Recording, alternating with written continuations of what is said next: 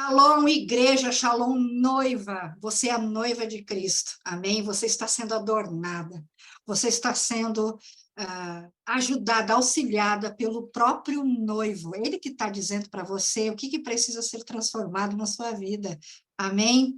Nós vamos falar sobre como a noiva está nesses dias. O que o Senhor tem comunicado ao nosso coração? E eu pergunto para você, o que tem comunicado ao teu coração, noiva de Deus? Noiva do amado, nosso Deus que veio na terra como homem. Meu nome é Fabiana Padilha, eu sou casada com o Rony Padilha, e nós fazemos parte do Tropa de Elite de Jesus. Mas eu quero dizer alguma coisa ao coração de vocês. Todo filho e toda filha que saiu das trincheiras, que está na frente, na linha da frente, lutando contra o inimigo, é Tropa de Elite de Jesus. Nós não pregamos placa, nós não pregamos nome, nós não pregamos isso, nós pregamos o reino de Deus, em nome de Jesus, e proclamamos até que ele venha. Aleluia! Pode dar um brado aí de vitória, de glória, glorifique ao Senhor. Aleluia! Então, meus irmãos, como é que está a noiva de Cristo nesses dias? Conseguimos entender na nossa mente como ela está? Você consegue ver isso, perceber como é que ela está? E eu quero fazer um paralelo, quero trazer um paralelo entre a noiva e os filhos de Deus. A noiva e os filhos de Deus na época de reis.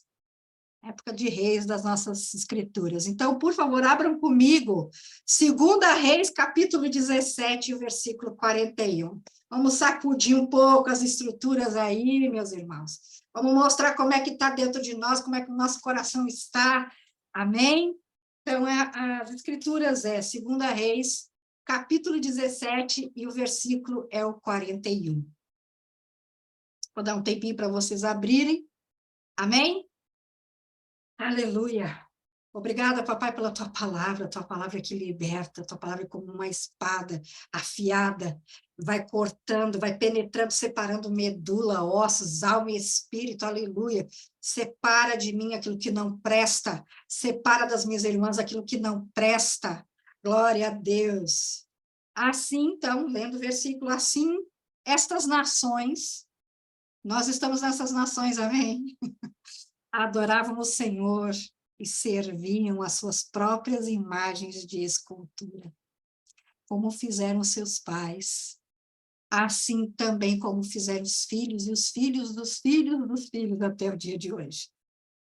Gente, vamos trocar essa imagem de cultura aqui por qualquer coisa que esteja no lugar de Deus. Amém? Vamos trocar isso por qualquer outra abominação que nós colocamos diante de Deus. E isso mesmo, é a abominação. Aquilo que te tira do centro da vontade de Deus é uma abominação. E eu quero agora profetizar nessa sala Zoom. Todas as abominações que estão diante de você, diante da minha vida, são agora destruídas no fogo do eterno que nunca se apaga, em nome de Jesus. O povo de Deus, ele foi formado, minhas queridas irmãs, através de um homem reto, um homem justo, mas só que ele acabou escolhendo o caminho da perversidade. Vocês lembram do texto de Eclesiastes, capítulo 7, versículo 29, que diz que o Senhor nos fez retos, justos, nos fez perfeitos, mas nós acabamos escolhendo um caminho de perversidade, um caminho de abominações. Amém? Adão, queridas, ele foi reto, foi justo. No entanto, ele decidiu seguir pela prática da sua vontade. Ele seguiu isso no seu coração. E isso acabou abrindo uma porta gigantesca para que o inimigo de nossas almas tivesse acesso aos nossos pensamentos. E com isso, surgiram as fortalezas. Amém? E eu quero trazer um exemplo sobre isso. Quando nós somos criados pelos nossos pais, em princípios diferentes do princípio de Deus, aquilo se torna uma verdade na nossa vida. E aquilo não é errado, não é pecado. E a gente acaba ensinando os nossos filhos sobre isso. Deuteronômio nos ensina, ensine o caminho para o seu filho, ensine o seu filho, caminhando, andando, incuta na sua mente, e que isso não vai se apartar dele, mas é a verdade de Deus. Eu vou trazer um exemplo sobre isso. Nós vivemos num mundo violento, amém? De assaltos, furtos. E aí o pai da filhinha diz assim, não, eu prefiro que a minha filha namore dentro de casa, porque eu não vou deixar minha filha namorar nas esquinas, podendo ser estuprada, ser assaltada, ser morta. Então, o pai acaba sendo conivente com o pecado de moralidade, falta de santidade para sua filha. E isso entra na mente da sua filha até os dias de hoje, ela acha que aquilo é normal, né? O papai deixa, então está tudo bem.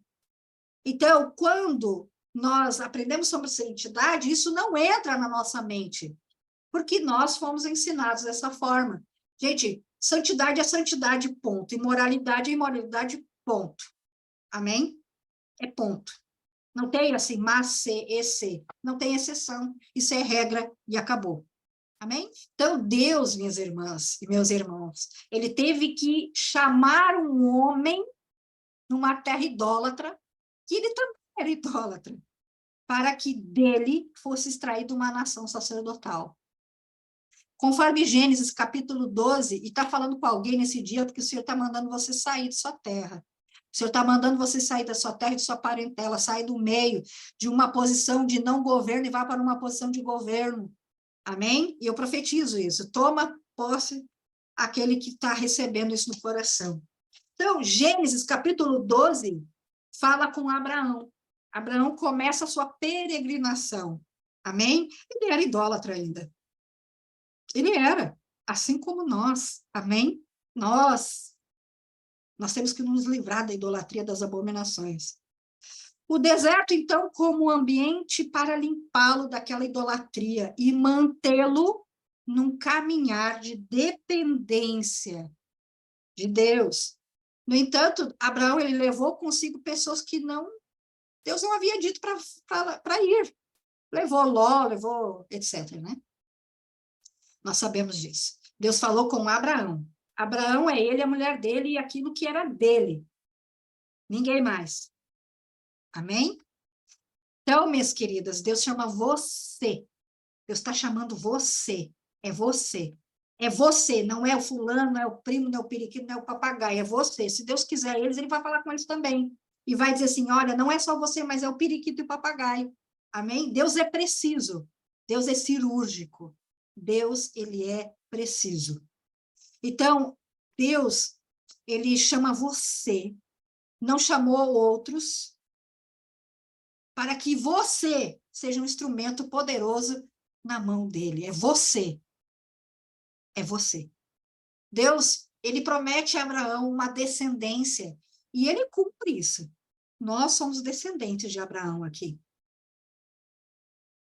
Amém? Nós somos descendentes de Abraão, mas nós somos descendentes também dos filhos de José, que foram adotados. Mas isso é assunto para outra ministração. Hoje a gente vai falar sobre Abraão, essa parte aqui, pelo menos. Então, o filho da promessa nasce, e depois nasce Jacó, e depois Jacó, dele nasce os 12 príncipes. Dentro desses 12 príncipes, um deles é vendido como escravo, e depois acaba se tornando um governador. Eu me refiro a José, lá no Egito. E José teve 2 filhos, e desses 2 filhos, nós foram adotados pelo avô, e nós entramos nessa adoção.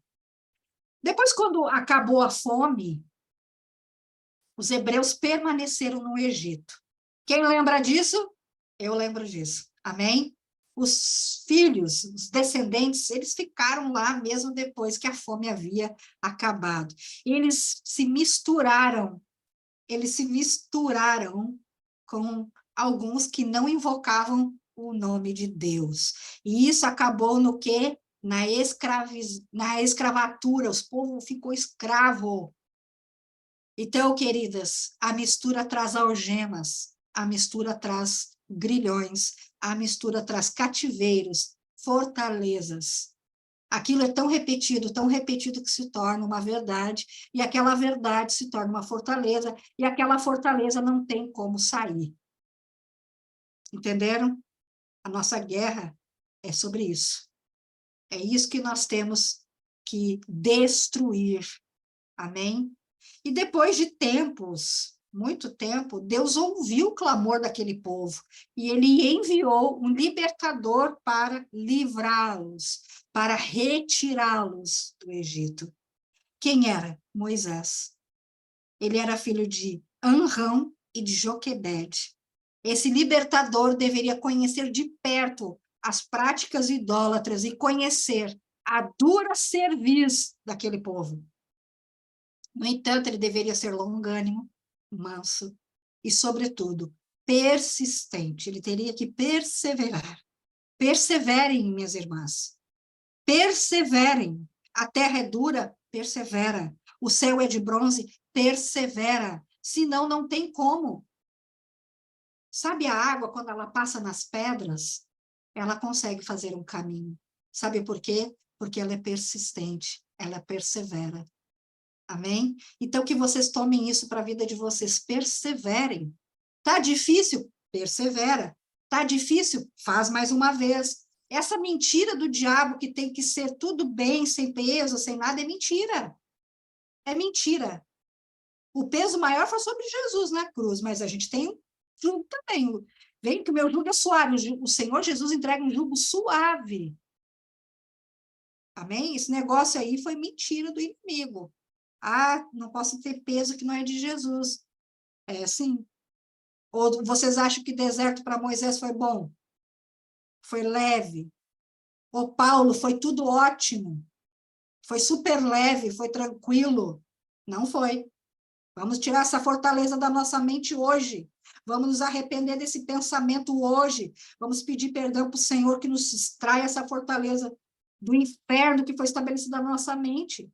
Minhas irmãs, se não fosse dessa forma, de Moisés ser longânimo e persistente, todos pereceriam.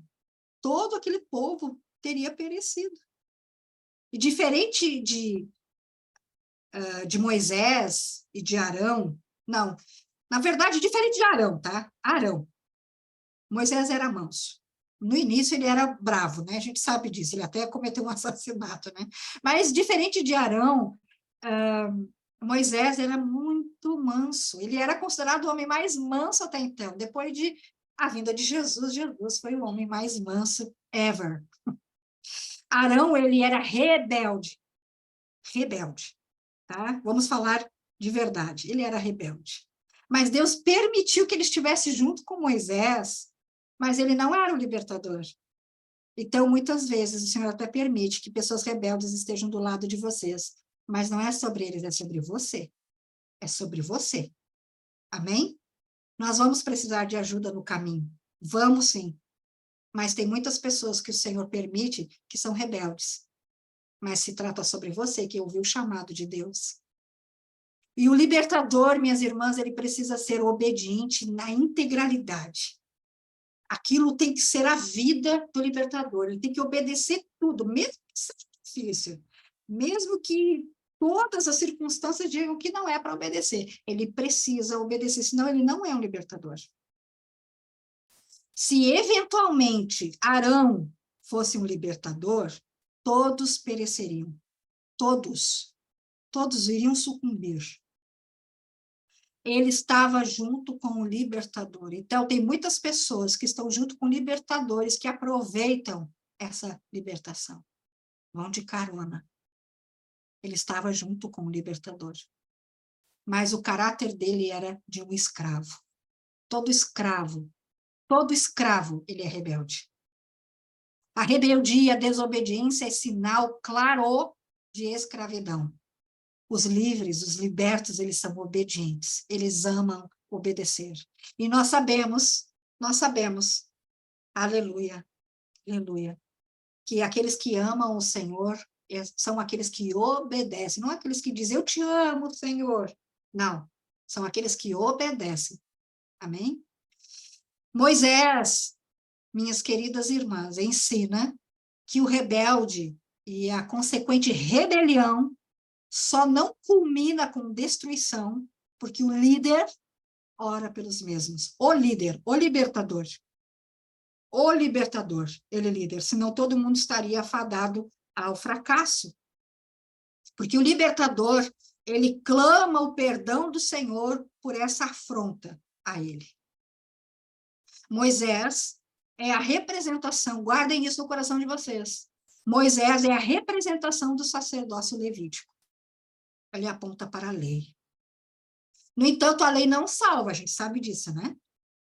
A lei não salva. Porque se porventura o homem ou a mulher cumprirem a lei, mas se eles caírem numa vírgula sequer, eles caem em tudo. E Moisés, ele não entra na terra de Canaã, apenas a vê de longe, ele a vê, trazendo a lembrança o que Jesus ensinou. Ele ensinou no capítulo 3 de João, que para ver o reino é preciso nascer da água. Mas vamos resolver esse mistério agora. Como é que Moisés aponta para isso, sendo que ele não entrou, ele só viu? Vamos destrinchar esse mistério. Assim como Moisés, a lei de Faraó deveria estar morto, não é?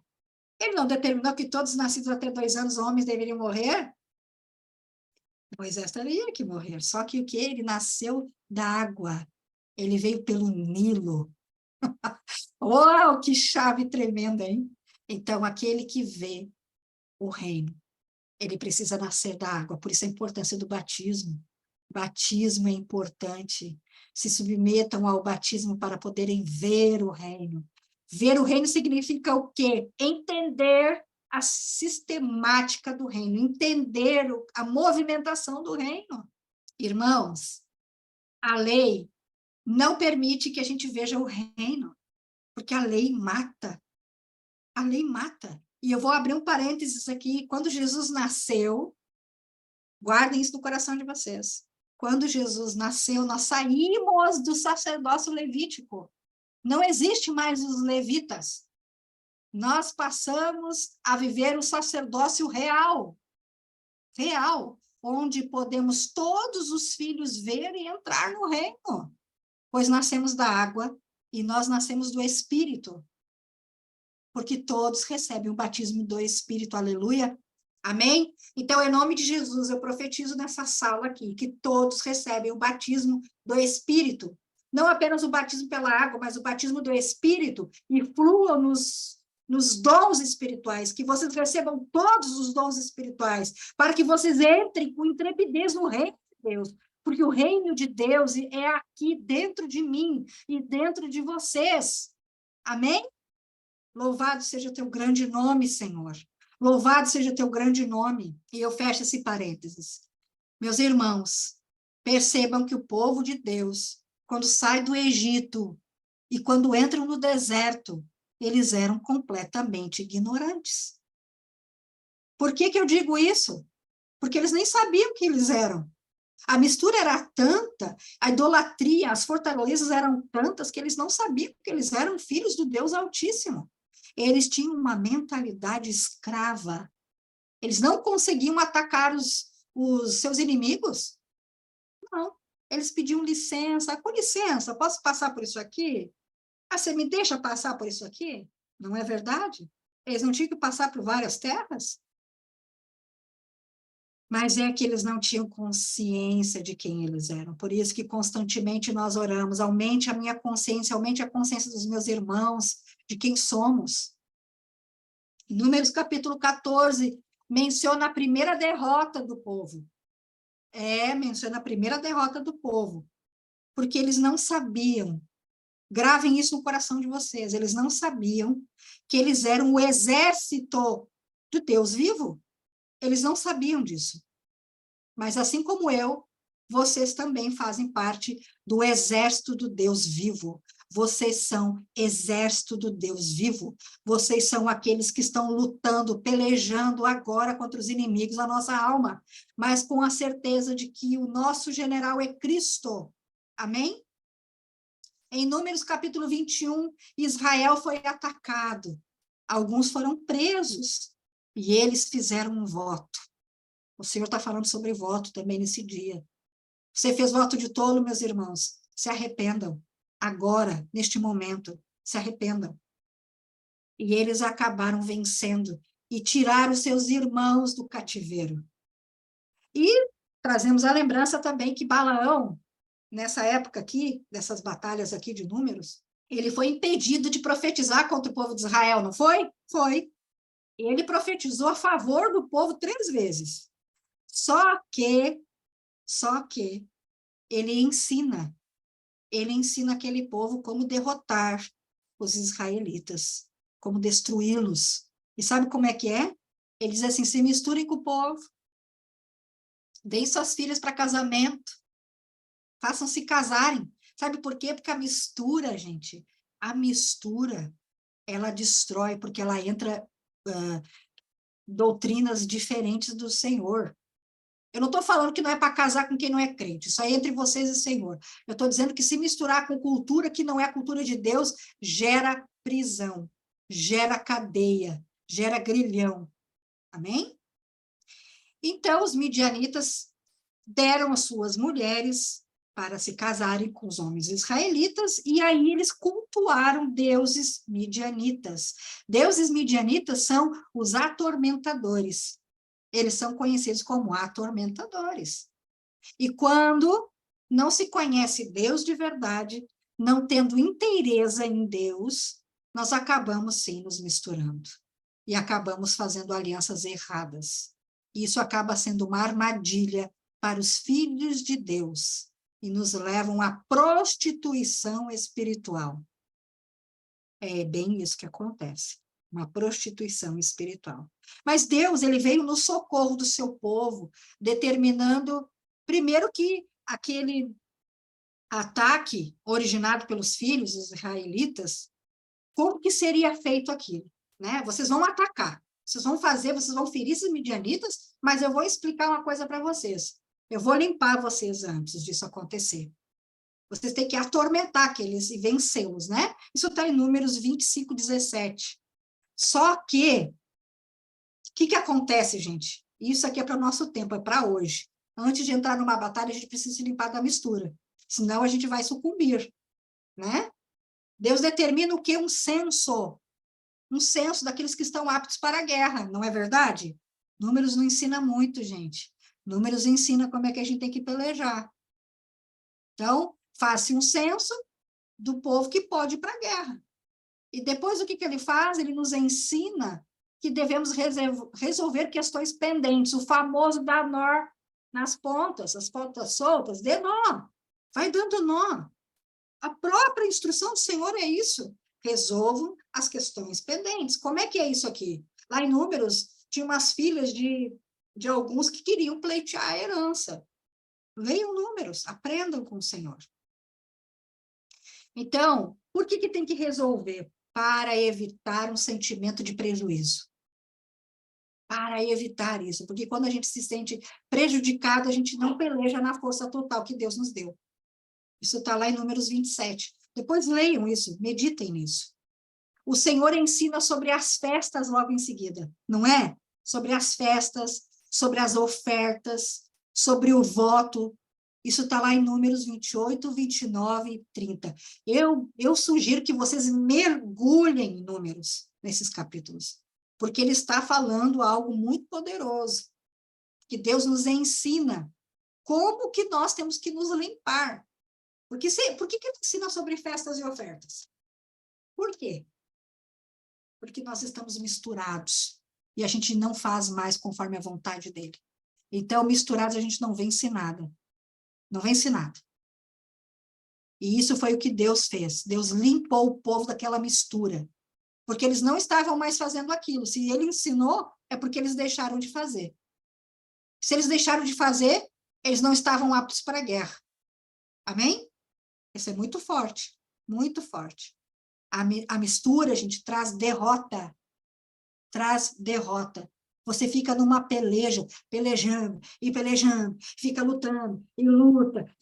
Por quê? Porque está misturado. Alguma coisa está de mistura aí, vamos limpar. Então, prontos. Eles estavam prontos, né? Deus resolveu tudo, limpou, deu nó em tudo. E aí, o que ele fala? Vinguem os filhos de Israel. Isso está em Números 31. Vinguem os filhos de Israel, porque agora vocês estão prontos. Vocês estão prontos. Entendam, meus irmãos? Não há santidade, não há caminho numa vida abundante aprisionada por causa de uma mistura. Não existe. Não existe. Vamos nos limpar, por favor. Vamos nos limpar. As misturas são acessos, são permissões para o inimigo nos subjugar e nos aprisionar. Ah, Fabiana, mas é ilegal que ele nos toque. É ilegal. Só que a nossa mente permite, porque nós estamos misturados. Quando nós estamos misturados, nós não sabemos quem somos. Nós perdemos a nossa identidade nele. E aí nós nos permitimos ser subjugados. Isso aí é automático. Amém? Sabe quando uma criança comete uma arte, faz uma arte, e você chama o nome dela, ela já vai toda se diminuindo assim? É assim que o filho faz quando está misturado. Amém? Ai, papai, o Senhor é bom demais. Israel, minhas irmãs e meus irmãos, foi vitorioso contra os midianitas, porque ele foi ensinado novamente sobre questões eternas, retirando totalmente a mistura. E eu vou perguntar algo para vocês. Por quê? Por quê que Deus fez o censo? Por quê? Foi uma contagem daqueles que estavam aptos, prontos para o exército, aptos para a guerra. Isso significa o quê, meus irmãos? Que nem todos os filhos de Deus estão aptos para a guerra. Nem todos. Então, aqueles que não estão aptos para a guerra não devem ir para a guerra. Entenderam? Não devem. Não vão perder. Vão perder casamento, vão perder família. Não vão. E isso não é retaliação. Retaliação é outra coisa. Eu estou dizendo aquele que precisa resolver questões. Resolver questões. Amém? Então, meus irmãos, Josué, ele conduz o povo, após Moisés, ele ter sido recolhido por Deus. Amém? Todo mundo lembra dessa parte aí, né? Eles estavam fazendo o quê? Conquistando o território. Eles estavam conquistando território. A herança deles deveria ser aproveitada, livre dos povos que não conheciam Deus, porque deveriam eliminar, extirpar aquilo. Senão eles iam acabar o quê? Se misturando e se tornando novamente cativos de demônios, mesmo conhecendo a Deus. Lembra do texto original? Que eles amavam, serviam a Deus, mas também serviam a outros? É isso que Deus quer. É isso que Deus quer. Que a mistura seja retirada, seja apartada da nossa vida, para nós não nos misturarmos, para nós não cair em cativeiro. E eles fizeram isso, meus irmãos? Não. Eles não fizeram. Eles deixaram lá o povo. A debilidade deles, a sua complacência, acabou deixando que o povo permissivo, deixou o povo permissivo com as investidas deles, e isso trouxe uma atmosfera de respeito para outras crenças. O que a gente está vivendo hoje, gente? Não, eu respeito que a pessoa tenha a sua opção. Isso é cativeiro, tá? Não é que a gente tem que sair batendo nas pessoas, não é isso que eu estou falando aqui, ou dizendo você está errado, não é isso que eu estou falando. Eu estou dizendo que isso não é normal, isso não é respeito, isso é permissividade. O que a gente tem que fazer com isso? Orar, pelejar, gera arrependimento no coração dele, Senhor. Gera agora arrependimento, isso é pecado, está afrontando o Senhor, está afrontando a tua santidade, Deus. É isso que a gente tem que fazer. É essa peleja que eu estou falando. Que fique gravado nos seus corações isso. Por favor, Senhor, livra o Brasil dessas investidas demoníacas. Livra a nossa nação, Pai. Porque agora até o aborto está sendo falado. Troca de gênero. Ah, eu posso escolher, é igual Barbie. Você é quem você quiser. Está errado, não pode. Não pode. Não sejamos permissivos. Vamos instruir desde o ventre as crianças. Desde o ventre. Vamos usar isso como uma coisa crucial. Vamos instruir desde o ventre. Senão fica assim, mas Deus ama todo mundo. Sim, ele ama o mundo, ele amou o mundo de tal maneira que ele mandou Jesus. Mas não é todo mundo que vai entrar, não. Amém? é aqueles que se submetem, é aqueles que obedecem, aqueles que reconhecem Cristo. Quem reconhece Cristo como seu suficiente Salvador, se submete à servidão de Cristo. Amém? É simples assim. Simples assim.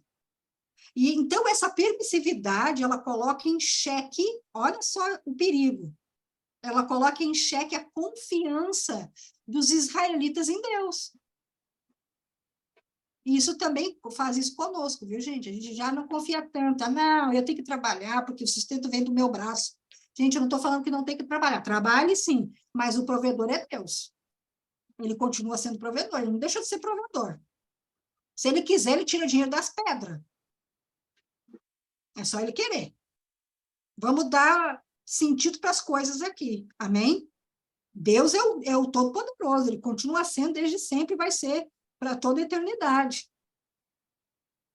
Isso, então, acabou trazendo uma autorização, olha só, uma autorização para os inimigos trazerem mentiras para eles, para os israelitas, e fazem isso conosco também. E eles acabaram o quê? Crendo nessas mentiras. Eu vou falar sobre o espírito do medo. Tá? Gente, o espírito do medo, ele é tão fracote que se você acender a luz, ele vai embora. Ele é tão mequetrefe que ele vai embora. Então, quando você sentir medo que está escuro, você diz assim, sai daqui, medo. Não tem a minha autorização para estar aqui. Entendem? Medo é um espírito. O Senhor, ele nos deu espírito de coragem, não de covardia. Coragem. Por isso que é importante ler as Escrituras. Ela que limpa as mentiras e coloca a verdade de Deus. Então, meus irmãos, o texto base diz o seguinte: amam e adoram o Senhor, mas também amam e adoram suas próprias imagens e esculturas. A permissividade traz uma atmosfera espiritual pobre, uma atmosfera espiritual de servidão. Nós temos que vencer os midianitas. Mas para isso nós precisamos elevar o padrão da santidade, amém? Nós precisamos tirar a mistura. Nós precisamos aprender sobre as questões eternas, resolver os pontos soltos, dar nó nos pontos soltos. É isso que a gente precisa fazer. Nós precisamos isso de forma urgente. Urgente, amém? Urgente. Elevem a santidade na casa de vocês. Elevem. Vão para um nível que vocês nunca antes experimentaram de santidade. Assim como Ana. Ana estava num nível tão alto de santidade que ela entregou seu filho. Ela entregou seu filho. Assim como os filhos de Arão estavam no alto nível de santidade que eles foram destruídos porque acenderam fogo estranho. Assim como no tempo dos apóstolos, que o nível de santidade era tão alto que algumas pessoas que a gente sabe foram mortas porque tentaram mentir para o Espírito. É neste nível de santidade que nós temos que chegar. É neste nível. Quanto mais perto do fogo, mais nos queima. É disso que a gente precisa. A santidade era altíssima, altíssima. E as batalhas espirituais eram vencidas. Entretanto, o povo foi começando a ficar orgulhoso, envergonhado, e as fortalezas foram sendo fortificadas. O que era terrível passou a ser aceito. Tudo bem. Tudo bem, vamos respeitar. A gente tem que respeitar, né? A gente tem que amar os outros, né? A gente tem que amar os outros, mas não o que os outros fazem. Aí a idolatria, o quê? Voltou a corromper o coração dos filhos. Voltou. Nós somos diferentes daquele povo lá? Não. Nós somos iguais. E o texto base nos mostra quem somos. Nós adoramos o Senhor, mas também adoramos coisas, pessoas, conforto, estar bem.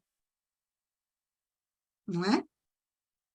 E com isso, meus irmãos, exatamente, o famoso não dá nada, não é bem assim, isso aí é religiosidade. Nem tudo é religiosidade, viu? Então, com isso, meus irmãos, a gente não consegue avançar. Nós não conseguimos ser profundos em Deus. porque nós nos enchemos de obstáculos. Isso, nós temos que amar o pecador, mas não o pecado.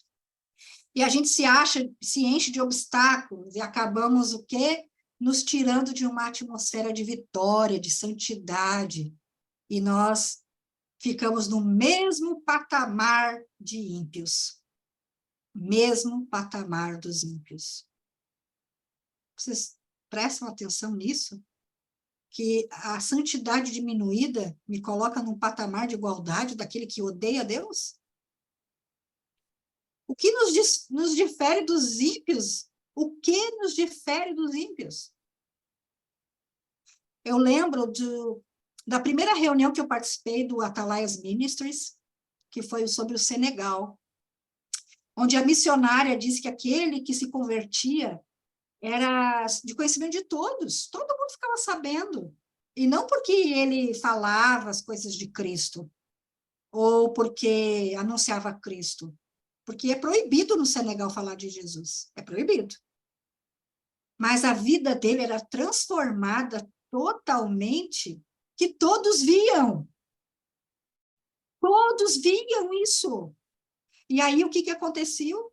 Eles eram espancados e expulsos da casa deles. Quando eu tomei conhecimento disso, eu chorei copiosamente, porque ninguém na rua vê que eu sou cristã. Porque eu sou igual aos ímpios. Eu fiquei envergonhada.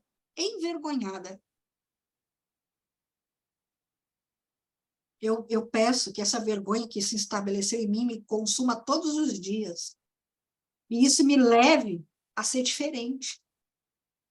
Isso me leve a tomar uma atitude diferente. E aqui no Brasil, o que a gente tem visto? Como nós temos vivido? É uma noiva de muleta, uma noiva capenga, uma noiva histérica, uma noiva que não sabe nem orar direito. Claro que a gente não sabe orar, eu sei disso, né? O Espírito Santo nos ajuda a orar, nos ensina. É uma noiva triunfalista, que não aceita passar trabalho. Deus o livre um aperto. Ah, o diabo se levantou. Gente, o diabo se levantou, então, lá na época dos apóstolos, bastante, hein?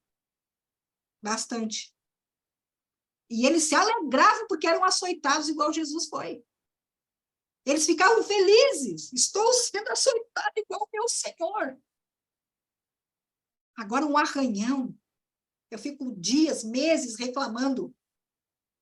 Ah, porque eu sou filho de Deus, como é que eu fui arranhada? Olha, isso significa que a gente é capenga. Capenga. Misericórdia.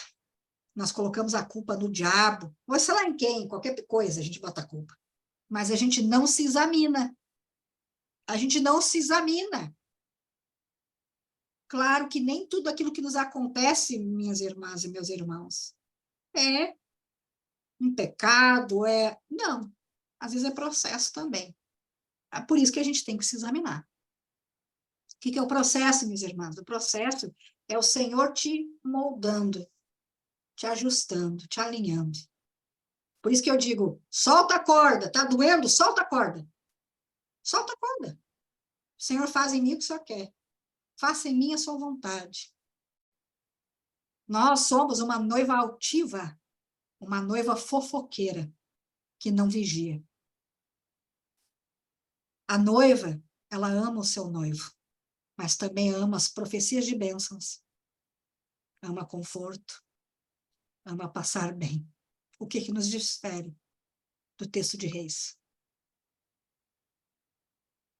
O que nos difere? O que somos diferentes? Nessa situação, a noiva acha que foi lesada, que foi enganada, que o diabo roubou. A noiva finge que obedece, finge que tem responsabilidade com o Senhor, mas não consegue fazer nada. Não vai e não vem. Fica caindo nos mesmos enganos, sofrendo as mesmas coisas, como que nunca tivesse saído de um ciclo redentivo. Já estou encerrando. Acontece que essa noiva ainda está acorrentada. Essa noiva está cheia de sofismas. Essa noiva é julgadora, essa noiva é infiel, essa noiva fala mal de Cristo na pessoa de seus líderes. Essa noiva é adúltera. Essa é a noiva. A noiva, ela precisa aprender sobre o Senhor, ter intimidade com Ele, quebrantar o seu coração, reconhecer as suas fraquezas, reconhecer que está em iniquidade, confessar os seus pecados, confessar, se arrepender, e assim retornará o centro da vontade do noivo. Essa nação tem no seu hino, a nação brasileira tem no hino, gente. Pátria amada, idolatrada Brasil. Olha aí a pegadinha. Olha aí a armadilha. Nós reconhecemos que somos idólatras. No hino, nós dissemos que somos idólatras. Nós idolatramos a nossa pátria. Nós reconhecemos que amamos o Senhor, mas amamos outras coisas, inclusive a pátria. Está errado ser patriota? Não. Errado é colocá-lo na frente de Deus. Errado é colocar as coisas na frente de Deus. Errado é dizer que um homem pode nos salvar, porque é só Cristo que nos salva. Eu me arrependo agora, neste momento, pela minha vida, pelo meu marido, pelos meus filhos, pela noiva, pelos meus irmãos dessa sala, pela nação brasileira, pela idolatria. Eu me arrependo, eu me arrependo, eu me arrependo. O meu coração está quebrado, está sangrando, porque eu coloquei coisas diante de ti, Pai. Eu coloquei pessoas diante de ti, Pai. Eu coloquei situações diante de ti, Pai. E o Senhor é que me salva, é o Senhor que salva o meu marido, os meus filhos, é o Senhor que salva a minha nação, é o Senhor que salva as minhas irmãs, é o Senhor que salva a noiva. É o Senhor. Nada além do Senhor. Nada além do sangue que nos salva. Sangue precioso que foi derramado por nós na cruz. Mas ele não está mais na cruz, ele está sentado à destra do Pai. Ele é o que vive de eternidade a eternidade. É ele. É ele que venceu a morte. É ele. É ele. E não é mais ninguém. Não há muro que me deixa segura. Apenas os braços do Eterno. Não há casa fortificada que me deixe livre de ladrões. É o meu Eterno. Em vão eu trabalho, se não me der o pão, meu Senhor. Em vão eu cuido, se não é Ele que me mostra. Em vão, a minha força é vã. A força daquele que faz profecias é vã. É o Espírito. É o Espírito que está atrás das pessoas. É Ele que nos fortalece. É Ele que nos concede dons. É Ele. É Ele. É só Ele. Eu peço perdão pela idolatria. Eu peço perdão. O nosso reino não é daqui. Nós não somos cidadãos daqui, nós somos cidadãos do reino. Nós estamos aqui como peregrinos. É Ele que é o Rei dos Reis. É Ele que é o Senhor dos Senhores. É Ele, o único e suficiente Salvador. É Ele. É tudo sobre Ele. É tudo para Ele. E tudo através dEle. Em nome de Jesus. Amém. E glória a Deus. Eu encerro a ministração de hoje.